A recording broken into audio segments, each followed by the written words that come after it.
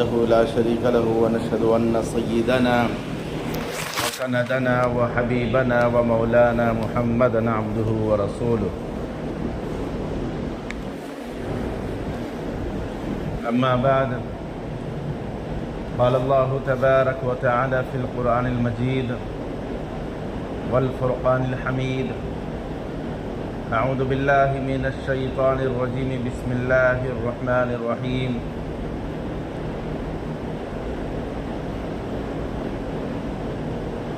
إن تنصروا الله ينصركم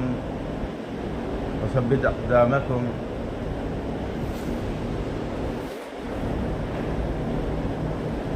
وقال النبي صلى الله عليه وسلم كلكم راع كلكم مسؤول عن رعيته صدق الله مولانا العظيم وصدق رسوله النبي الكريم نحن على ذلك من الشاهدين والشاكرين والحمد لله رب العالمين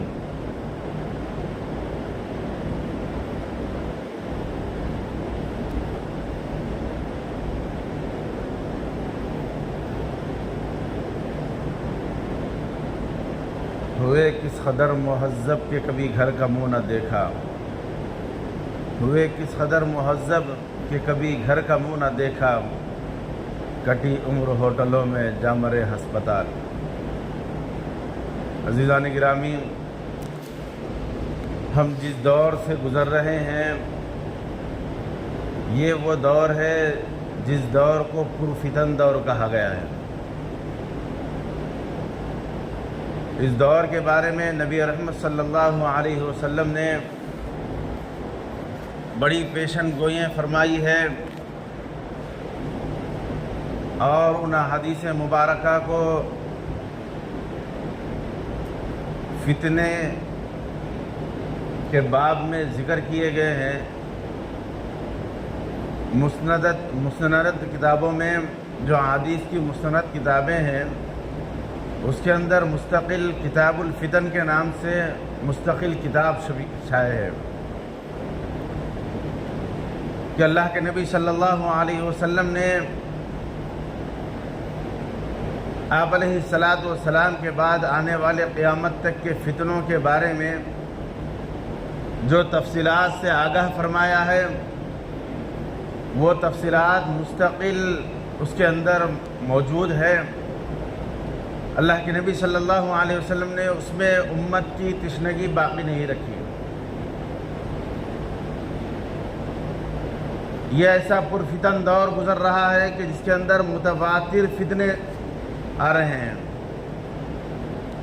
حدیث مبارکہ میں متواتر کا ذکر کیا گیا ہے متواتر سے مراد علماء کرام فرماتے ہیں کہ جس طریقے سے تواتر سے بارش ہوتی ہے میں برستی ہے اس انداز سے قیامت کے آخر میں فتنوں کا سیلاب اور فتنوں کی بارش ہوں گی اور تواتر سے مراد ایک علماء کرام یہ بھی بیان فرماتے ہیں کہ جس طریقے سے چٹائی کو تانے بانے کے ذریعے سے بنایا جاتا ہے جس طریقے سے چٹائی بنتی ہے اسی طریقے سے فتنے بھی لپیٹے ہوئے ہوں گے یعنی ایک دوسرے کے بعد تواتر سے فتنے چلتے رہیں گے جو ہم جس دور سے گزر رہے ہیں یہ ایسا خطرناک دور ہے کہ اس میں ایمان والے کا ایمان بچانا مشکل ہے مومن کا اپنے ایمان کے اوپر قائم رہنا مشکل ہے یہ اتنا خطرناک دور چل رہا ہے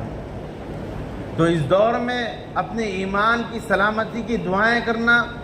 اہدنا الصراط المستقیم اے باری تعالیٰ مجھے اپنے اس راستے پر چلا جس راستے پر تیرے نیک بندوں نے انبیاء نے پیغمبروں نے رسولوں نے اور اللہ کے آپ کے جو مقرب بندے ہیں جس راستے پر گزر کر آپ تک پہنچے ہیں وہ راستے کے اوپر چلا اس کے لیے دعائیں کرتے رہنا بہت ضروری ہے دعا ایک ایسی چیز ہے کہ انسان کی تقدیر بدل دیتی ہے دعا وہ چیز ہے کہ جو انسان چاہتا ہے اللہ رب العزت سے اللہ تعالیٰ وہ عطا فرماتے ہیں لیکن وہ حلال طریقے سے ہو اور اللہ تبارک و تعالیٰ کے جواز یعنی اللہ تعالیٰ نے جس جائز راستے اختیار کرنے کا حکم دیا ہے وہ چیزیں مانگیں۔ تو سب سے اہم چیز جس کو ہمیں اپنی سلامتی کے لیے اور اس کی دیکھ بھال کرنا ہے وہ ہے سب سے اہم چیز ایمان۔ ایمان کی سلامتی کے لیے، ایمان کے تحفظ کے لیے اور ایمان کی بقا کے لیے ہر وہ ممکن کوشش کرنا ہے کہ جس سے ہمارا ایمان بچ جائے کہ ہمیں کچھ دقتیں پیش آئیں، کہ کچھ حالات ہمارے اوپر آئے، کہ کچھ مسائل سے ہم دوچار ہو جائے لیکن ہمارا ایمان بچ جائے، ہمارا ایمان سلامت رہے۔ اس بات کی فکر کرنا، اس بات کی کوشش کرنا ہر مومن کے لیے، ہر مسلمان کے لیے، ہر ایمان والے کے لیے یہ ضروری ہے۔ اور اس کے ساتھ ساتھ دوسری چیز کہ وہ اپنے ماتحت، اپنی اولاد اور اپنے بچوں کی اور اپنے گھر والوں کی ایمان کی حفاظت کرنا یہ دوسرا فریضہ ہے، کیونکہ یہ امت خیر امت ہے، یہ امت وہ امت ہے کہ جو لوگوں کے لیے، اوروں کے لیے نفع رسانی کے لیے نکالی گئی ہے۔ یعنی ہمارے بعد، یعنی اس امت کے بعد، امت محمدیہ کے بعد کوئی اور امت آنے والی نہیں ہے۔ نبی رحمت صلی اللہ علیہ وسلم کے بعد کوئی نبی آنے والا نہیں ہے۔ اللہ کے نبی صلی اللہ علیہ وسلم نے نبی رحمت صلی اللہ علیہ وسلم سے اعلان فرما دیا، انا خاتم النبیین ولا نبی بعدی، میں آخری نبی ہوں، میرے بعد کوئی نبی نہیں۔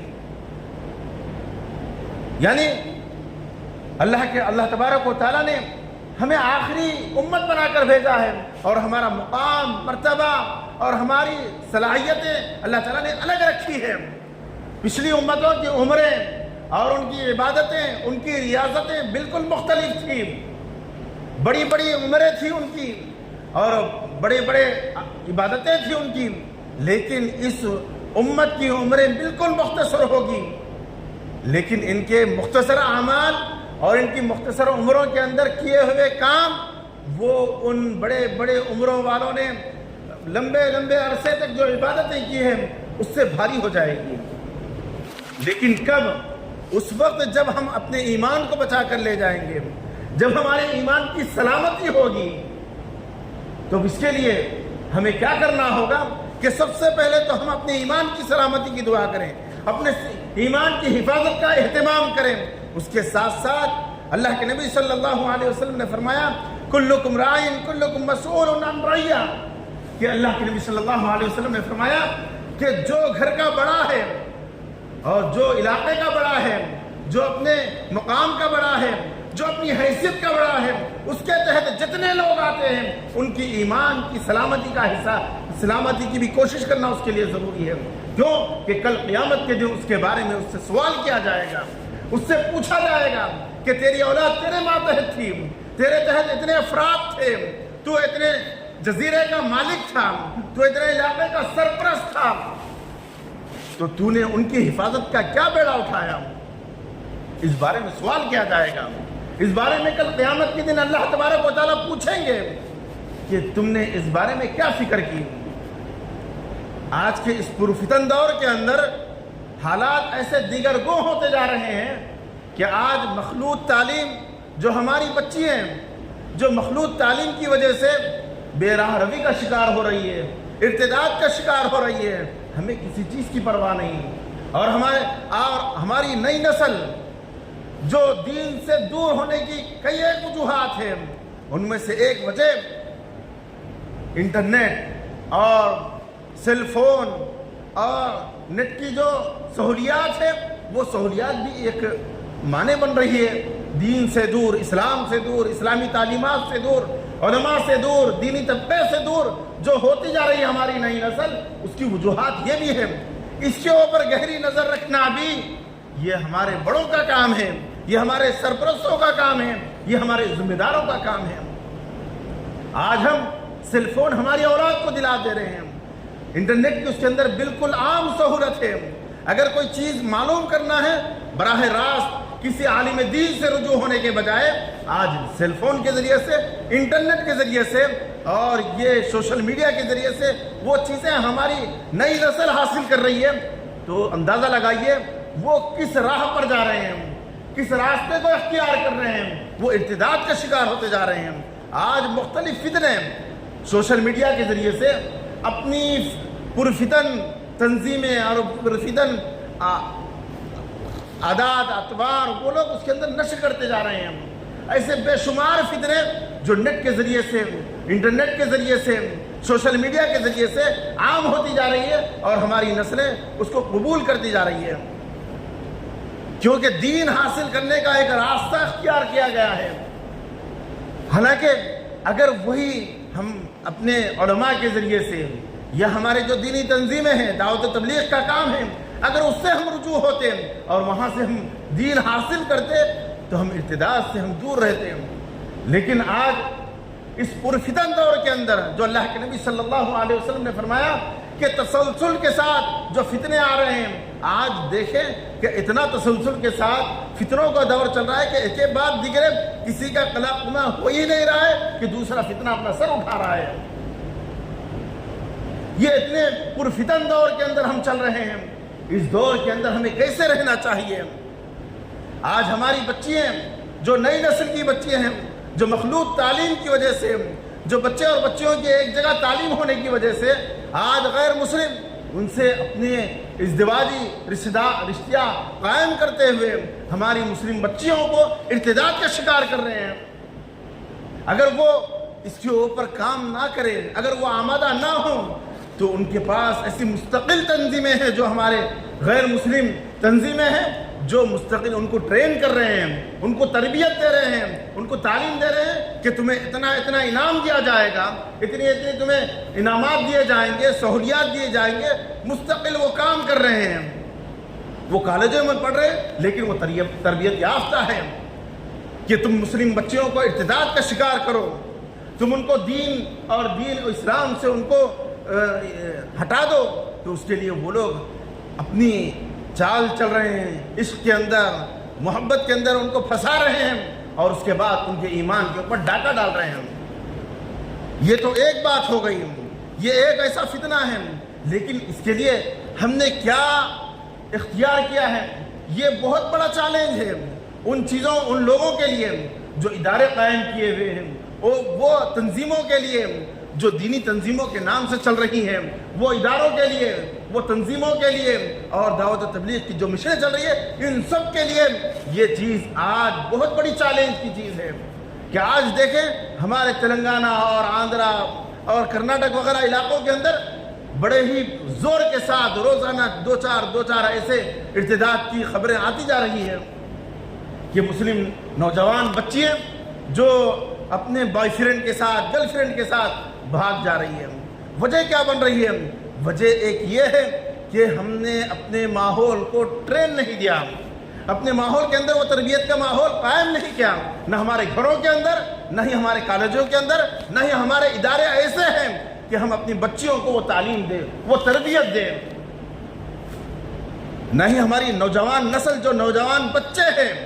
وہ بچے بھی آج جو ارتداد کا شکار ہو رہے ہیں۔ وجہ کیا ہے؟ وجہ یہی ہے کہ آج ہم بس اپنی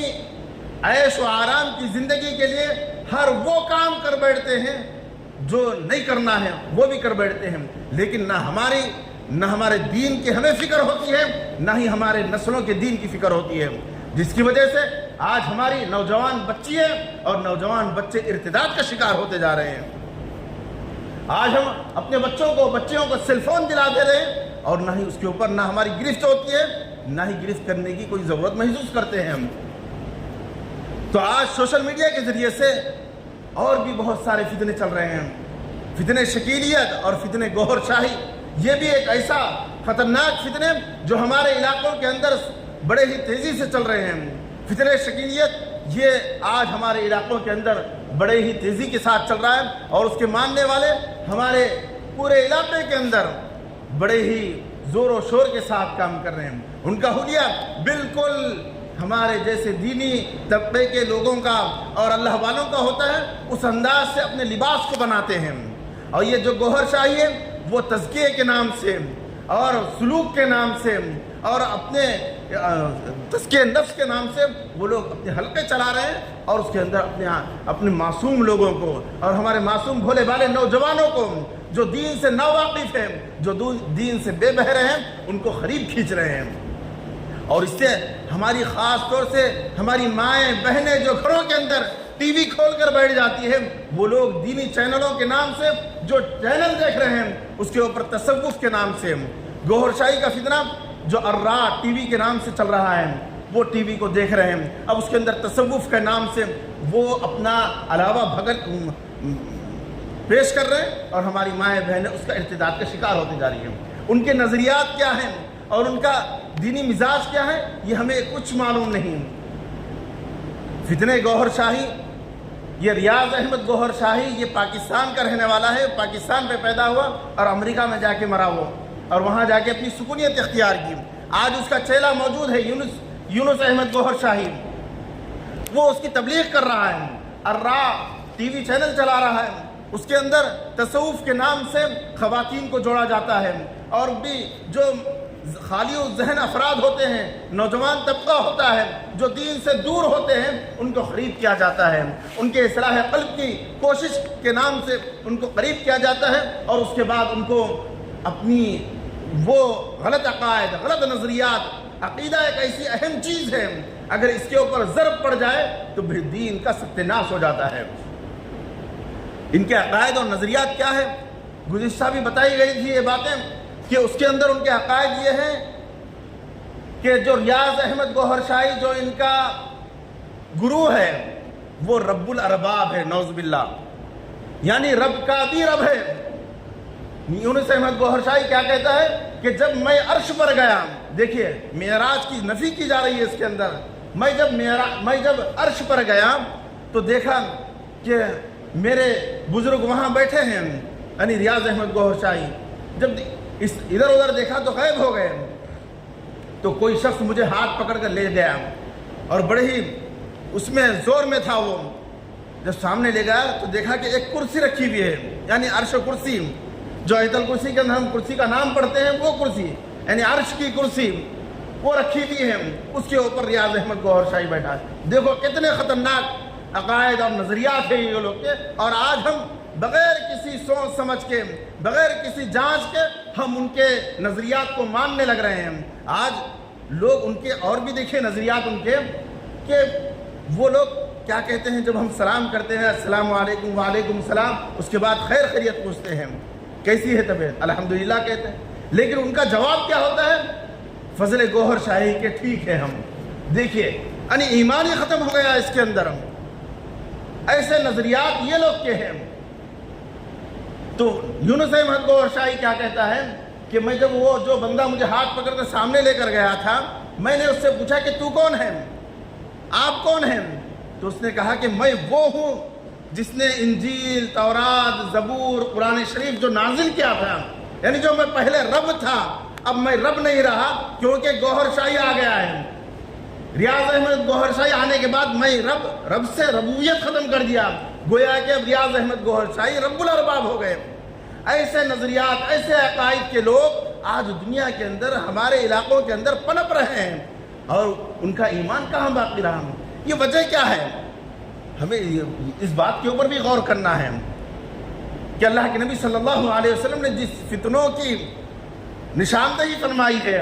کہ تسلسل کے ساتھ قیامت کے آخر میں یہ فتنے آتے رہیں گے، مہدویت کے فتنہ، یہ تو ایک ایسا روشن باب ہے یہ فتنے کے بارے میں کہ ابتدائی سے مختلف لوگ مہدویت کا دعویٰ کیے، لیکن وہ گھٹاٹوپ اندھیروں کے اندر چلے گئے۔ لیکن اب اور بھی ایسے فتنے اٹھ رہے ہیں جو مہدویت کا دعویٰ کر رہے ہیں، لیکن یہ بات یاد رکھنا چاہیے کہ امام مہدی مدینہ منورہ میں پیدا ہوں گے اور کعبۃ اللہ میں جائیں گے، وہاں کعبۃ اللہ کے اندر لوگ یعنی وہ یہ دعویٰ نہیں کریں گے کہ میں مہدی ہوں، بلکہ لوگ ان کے پاس جائیں گے کہ آپ مہدی ہیں، ان کو پہچانیں گے، امام مانیں گے، پھر ان کے ہاتھ پہ بیعت کریں گے، یہ ہوگا طریقہ۔ لیکن آج یہاں وہاں سے آ رہے ہیں، کہاں سے نہ ان کا پتہ، نہ ان کا نام کا پتہ، نہ ان کی نسل کا پتہ، ایسے لوگ مہدویت کا دعویٰ کر رہے ہیں۔ اور تو اور بات ان کے اوپر یہ نہیں ہے، بلکہ ترس تو ان لوگوں پر آ رہا ہے جو ان کی بات مان رہے ہیں۔ یعنی بغیر چون چلا کے وہ لوگ ان کے اوپر بات مان رہے. طرف ایسے لوگوں پر آ رہا ہے جو عام فہم لوگ ہیں, جو بالکل دین کا علم نہیں رکھتے. تو لہذا یہ ہماری فکر بنتی ہے کہ آج ہم ان چیزوں کو جان رہے ہیں تو ہم اس بات کی فکر کریں کہ ہمارے عقائد کیسے درست ہوں, ہمارا ایمان کیسے درست ہو, ہماری ایمان کی سلامتی کیسے ہو, ہمارے ایمان کا تحفظ کیسے ہو. اس کے بارے میں ہر فرد کو سوچنا ہے کہ میرے ساتھ ساتھ میرے گھر والوں کا, میرے بچوں کا, میرے ماتحت رہنے والے افراد کا ایمان کیسے محفوظ رہے. اس کے بارے میں یہ مجھے سوچنا ہے اور مجھے اس بات کی فکر کرنا ہے کہ کیسے ہمارے ایمان کی سلامتی رہے, ہمارے عقائد کی درستگی رہے. کیونکہ آج ہمارا ٹھکانہ نہیں ہے, آج ہماری زندگی کا ٹھکانہ ہے, نہ ہی ہمارے ایمان کا ٹھکانہ ہے. تو لہذا ہر ایک فرد اس بارے میں سوچیں, ہمارے گھر کے افراد کو یہ ماحول بنائیں کہ ہمارے گھر کے اندر دینی ماحول بنے, کم سے کم فضائل کی تعلیم ہو اور ہماری خواتین کے اندر دینی مزاج پیدا ہو. کوئی ایسا ماحول بنایا جائے یا ہمارے علاقے کے اندر کوئی ایسی نشست رکھی جائے کہ جس کے اندر خواتین روزانہ جڑے, صرف آدھا گھنٹہ 15 منٹ کے اندر کچھ ایسا نصاب قائم کیا جائے کہ جس کے ذریعے سے وہ لوگ دین سے سیراب ہوں اور ہماری نوجوان نسل ان کے لیے بھی ایک مستقل ایک شعبہ قائم کیا جائے جس کے اندر ان کی دینی تشنگی ختم کی جائے. لیکن آج یہ مزاج ختم ہوتا جا رہا ہے اور اس کی وجہ سے آج ہماری نوجوان نسل بھی اور عام فہم لوگ بھی دینی عقائد سے دور ہوتے جا رہے ہیں اور دینی عقائد کے اوپر ضرب پڑتی جا رہی ہے. اس کا ہمیں احساس بھی نہیں ہو رہا ہے. اہم بات تو یہ ہے کہ احساس نہیں ہو رہا ہے. اگر کوئی گناہ کر رہا ہے اور اس بات کا اس کو احساس ہے کہ میں گناہ کر رہا ہوں, غلطی کر رہا ہوں, تو آج نہیں تو کل اللہ تعالیٰ اس کو توبہ کی توفیق دیں گے. التائب من الذنب کمن لا ذنب لہ, کہ اللہ کے نبی صلی اللہ علیہ وسلم فرماتے ہیں کہ گناہ کرنے والا جب گناہ سے توبہ کرتا ہے تو گویا کہ وہ گناہ کیا ہی نہیں, ایسا ہو جاتا ہے, پاک صاف. یعنی گناہ کسے کہتے ہیں, توبہ کسے کہتے ہیں, اس بات کو بھی ہمیں سوچنا ہے کہ آج ہم نے توبہ کا ایک عام طریقہ رائج ہے اس کو ہم سمجھ جاتے ہیں کہ بس کلوں کے اوپر, گالوں کے اوپر ہم تماچے مار لیتے ہیں کہ اب میری توبہ ہو گئی. توبہ اس کو نہیں کہتے, بلکہ توبہ اس کو کہتے ہیں کہ جس گناہ میں ہم ملوث ہیں, جس گناہ کو میں کر رہا ہوں, اس گناہ سے آئندہ کبھی ہاتھ نہ لگائیں, کبھی اس گناہ کی طرف تصور نہ جائیں, کبھی اس گناہ کو نہ کریں. اس بات کے عہد کو اور اس بات کے اہتمام کو کیا کہتے ہیں, توبہ.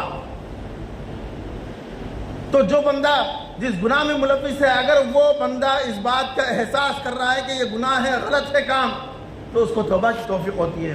لیکن جو گناہ کو ثواب کا کام سمجھ رہا ہے, جو گناہ کو نیک کام سمجھ رہا ہے, تو اسے توفیق کام ملے گی. تو عزیز ساتھیوں,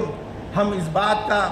عہد کریں, اس بات کی فکر کریں کہ ہمارے اپنے ایمان کی سلامتی کے ساتھ ساتھ اپنے نسلوں کی, اپنے گھر کی خواتین کی, اپنے ماتحت افراد کی ایمان کی سلامتی کی فکر کریں. اور اسی کے اندر ہماری بھی نجات ہے اور ہمارے نسلوں کی نجات ہے اور ہمارے آنے والی پیڑھیوں کی نجات ہے اور قیامت کے دن سکون کا ذریعہ ہے. اللہ تبارک و تعالی ہم سب کو ان باتوں پر عمل کرنے کی توفیق نصیب فرمائے. جو احباب سنت نہیں پڑھے سنت پڑھیں. آمین. وما علینا الا البلاغ.